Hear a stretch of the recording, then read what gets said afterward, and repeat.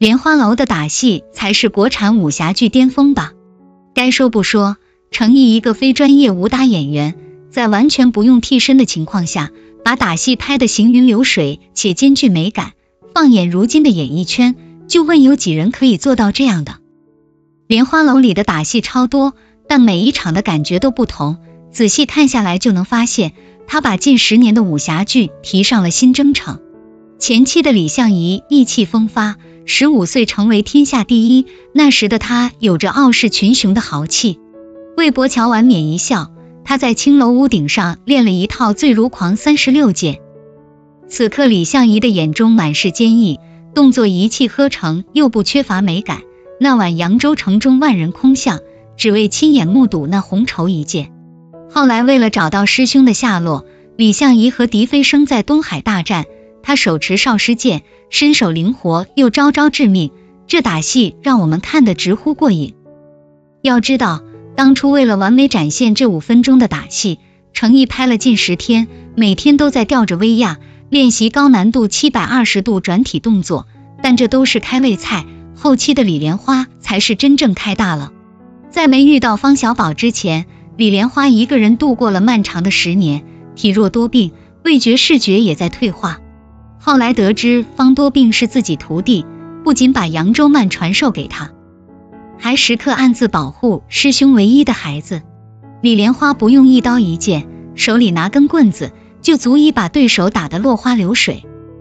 一袭白衣，剑意和剑气出神入化，这不就是绝世无双的功夫大侠吗？和当年的李相夷比，只感觉有过之而无不及。什么才是有效播剧？就是李莲花的每种武功名都被观众如数家珍，什么游龙踏雪、婆娑步、小楼昨夜又东风等等。李相夷的武功绝学是武林第一，这么多年被世人惦记，却没一人能超越他。就拿婆娑步来说，这是各类迷踪步法之首，倒空聂虚，踏雪无痕。虽然不宜长途奔走，但在单打独斗中也是1等1的厉害。这部剧追完，最有感触的是李莲花在竹林舞剑那段。他得知单孤刀还活着，又得知师父被害死的真相，除了痛苦、难过，还有无尽的懊悔。他一边舞剑一边喝酒，在斩断曾经师兄给的温暖，也在缅怀师父的疼爱。此刻他就像是经历世间百态后怡然自得的剑仙。入我仪门，睡我仪神，莲花楼让我对国产武侠剧重燃希望，真的好想看莲花楼前传啊。李莲花的哭戏有多绝，难怪都说他一哭感觉全世界都对不起他。程毅在莲花楼里的哭戏堪称教科书式，他的哭戏不仅有超强的共情力，还很有美感。10年前的李相夷看到师兄惨死，那一刻他的眼泪夺眶而出，除了愤怒和悔恨，还有给师兄报仇的坚定。但是比李相夷哭戏更出圈的是李莲花的哭戏。当被心爱之人发现真实身份，李莲花背对着乔婉冕，久久不敢转身，那一刻她是痛苦的，又是喜悦的，但更多的是压抑。李莲花隐姓埋名10年，就在她快要走出来那段感情时，初恋又来纠缠。可李莲花知道自己的身体状况，中了必查之毒的人还有什么资格给爱人幸福？她只能狠心把乔婉冕推开。让观众没想到的是，这场戏陈都灵不在剧组，程毅纯靠和工作人员对戏完成，再次感叹程毅是真牛。听到方小宝夸赞李相夷，他虽然嘴上不屑一顾，可内心却觉得遇到了知己。他眼角微微泛起的泪光暴露了他的真心。当李莲花亲眼看到师兄单孤刀还活着时，这段哭戏程毅处理成了名场面。他一遍遍地说着，我足足找了你10年，我找了你10年，我找了你10年。这足以让观众随他情绪的变化而心生波澜，可不是简单的重要事情说3遍。李莲花根本不想和师兄争夺什么，可到头来自己最信任的人却害自己最深，那10年也成了李莲花一生的笑话。看着他痛到无法自拔，观众也为他心碎。难怪都说程毅一哭感觉全世界都对不起他。当李莲花亲手斩杀单孤刀祭拜师父时，此刻他又哭得像个无助的孩子，他很后悔没多听师傅的话，曾经真心待他的人也没有珍惜。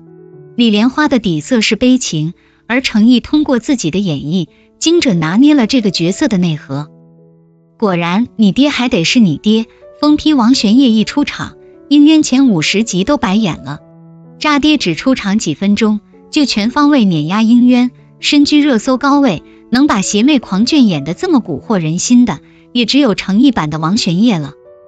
可你知道吗？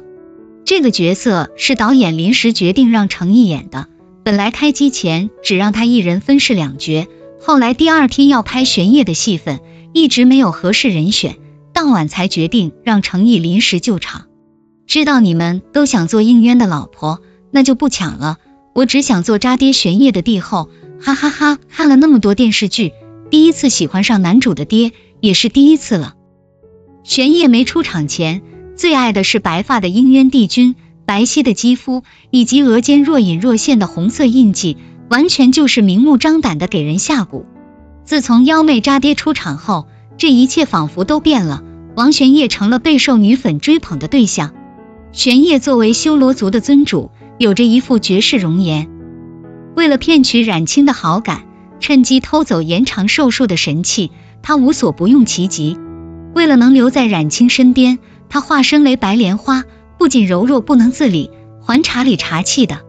玄烨自以为掌控了一切，实则也在喜欢冉青的感情里逐渐沦陷。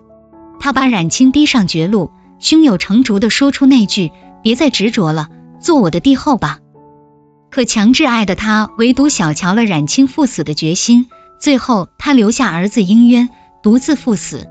被封为天神的应渊，在疯批的玄烨面前却不值一提。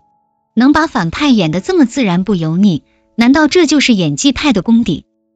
尤其是渣爹谭健名场面，让多少人三观跟着五官走。程毅的演技绝了，每个动作每个表情都是在观众心脏上蹦迪。就是说王玄烨好疯，可我真的好爱呀。